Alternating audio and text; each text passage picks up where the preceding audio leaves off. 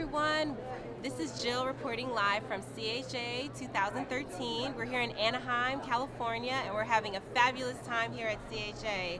Today we have another special guest in our booth. We have Kristen from Glitter and Glue. Hi, Kristen. Hi. How are you? Good. Thanks for having me. Oh my God, I'm so excited. I love your blog. I love glitter, so Who doesn't? The title kind of caught my eye immediately. Nice. And I've been following you for a while, and I love all the stuff that you make. Thank you. So tell us a little bit about your blog for those that don't know.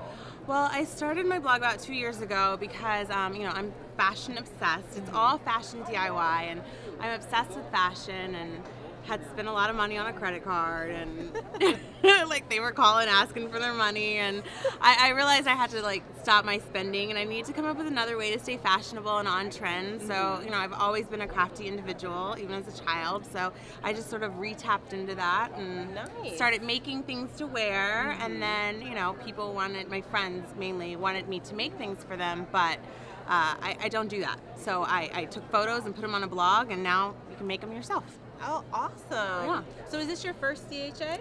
No, I'm a CHA veteran, shall we say. Yeah, this is probably my third show. Okay. I always enjoy coming and seeing the new products and reconnecting with people that I email all the time. I know, it's nice to put a face with a name and everything. So, exactly. Yeah.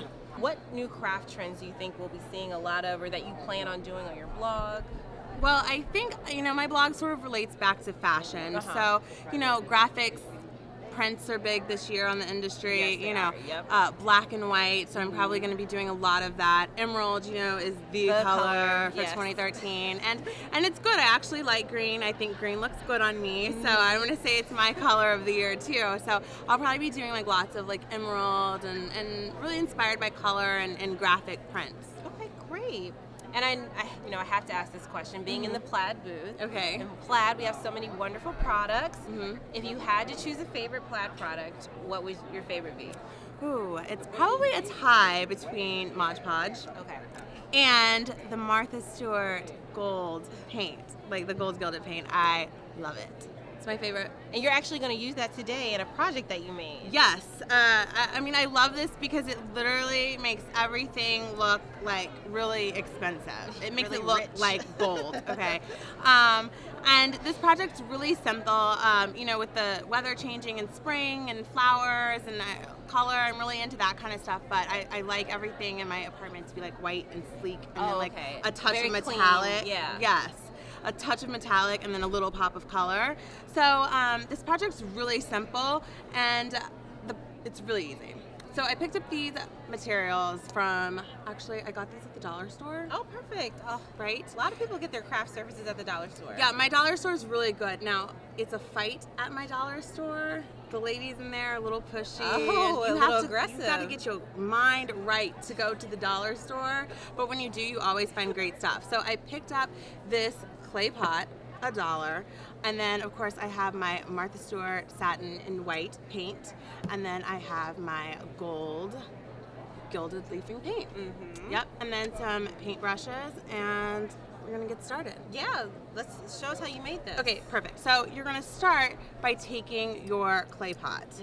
And we're going to do a little bit of paint. Now, you can be really cool and just start painting directly onto here. Okay. And actually a really cool technique, if you want to use just the gold gilded and take a sponge or something that maybe has a bristle sort of thing, and then if you rub it on there like that, it would give it a very antique look. Oh, nice. But that's a good tip. Yeah, but because I really like the white and the sleek, I always like to start with a white base.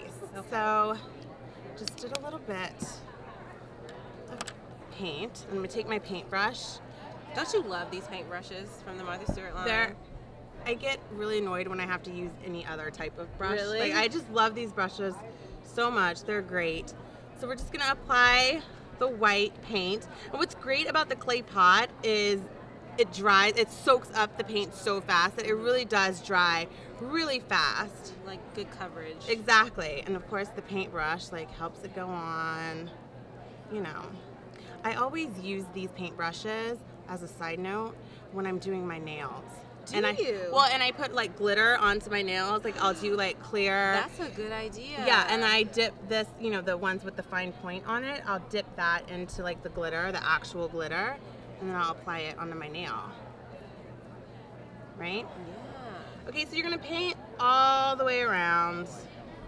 Just really get a good base coat, and you know, it'll dry, and then if you feel like it's not quite white enough, then you can put another coat on, as many as you need. But for the magic of television and time, here we go. We have our clay pot painted white, okay? So from here, you know, it's basically whatever design you want. If at this point you want to pull out painter's tape, you know, and do different sections, or I personally love the look of this like dripped painted. Yeah, this is really nice. Yeah, so that's what we're gonna do, and I think I like that the most because it allows you to make room for mistakes. Yeah. My favorite. So you give up your paint a really good shake just to make sure that it's all, you know, the right color. Grab a paintbrush and then we'll just start painting. I'm gonna paint the top. I love that color. Yeah, it's so, I'm telling you, it looks like gold. And it goes on dark, but then, you know, it'll dry and then it really starts to shine after it's dried. So see, I've already messed up, but perfect. It's not a mess up. I love it. Yeah. It gives it character. Yep.